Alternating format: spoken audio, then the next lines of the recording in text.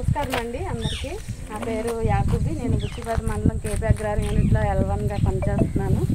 ఇప్పుడు కేపీ అగ్రహారం విలేజ్లో రైతులకి ఆకుమళ్ళ కోసం నేమాస్త్రం అనేది తయారు చేస్తున్నాం అన్నమాట. ఈ నేమాస్త్రానికి కావాల్సిన పదార్థాలు 20 లీటర్ల నీరు, 2 కేజీల పేడ, ఒక 2 లీటర్ల ఆవుమూత్రం, 4 కేజీల వేపాకులు. ఇవన్నీ కూడా వేపాకులు ముందు మెత్తగా కొంచెం పచ్చపిచ్చగా దంచుకోవాలి.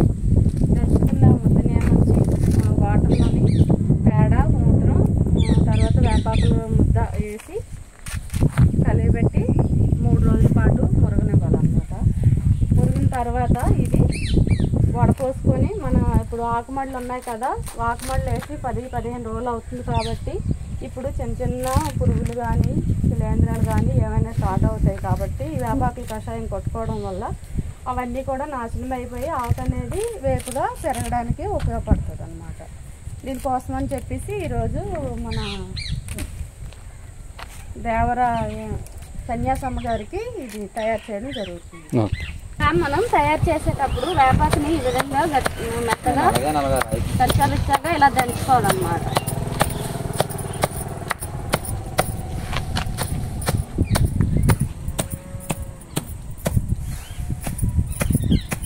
పావునంలో పద్దరైపోతుంది.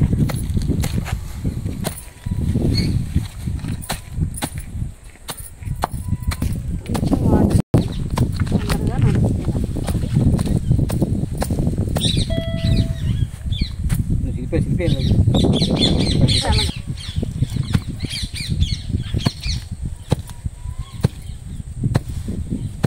ఇలా దంచుకోవడం వల్ల ఏంటంటే ఇది ఆకులో ఉన్న పసరన్నింది వాటర్లోకి దిగుతుంది.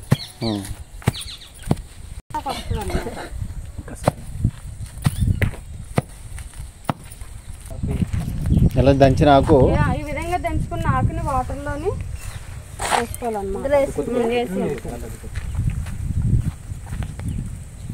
నీటిలో వేయాలి.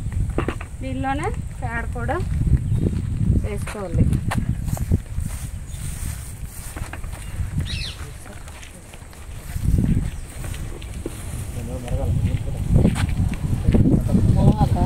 తర్వాత ఇందులో మళ్ళీ నీళ్ళు తీసుకురా పాలంతా మూత్రం వేయాలి.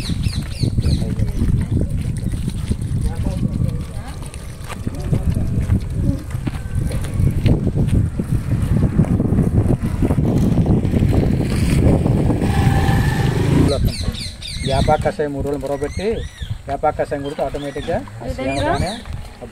ఉదయం సాయంత్రం సవిదశలో తిప్పుకుంటూ ఇలా ఉదయం సాయంత్రం ఒక 2 నిమిషాల పాటు చెప్పాలి. 2 రోజుల్లో తయారవుతుంది. అప్పుడు అది నేమాస్త్రం తయారైంది. ఈ విధంగా తయారైన నేమాస్త్రాన్ని 2 రోజుల పాటు మొరబెట్టుకొని వడపోసిన తర్వాత ఇప్పుడు ప్రస్తుతానికైతే ఆకుమళ్ళు ఉన్నాయి కాబట్టి ఆకుమళ్ళకి స్ప్రేయింగ్ ఇచ్చుకోవచ్చు.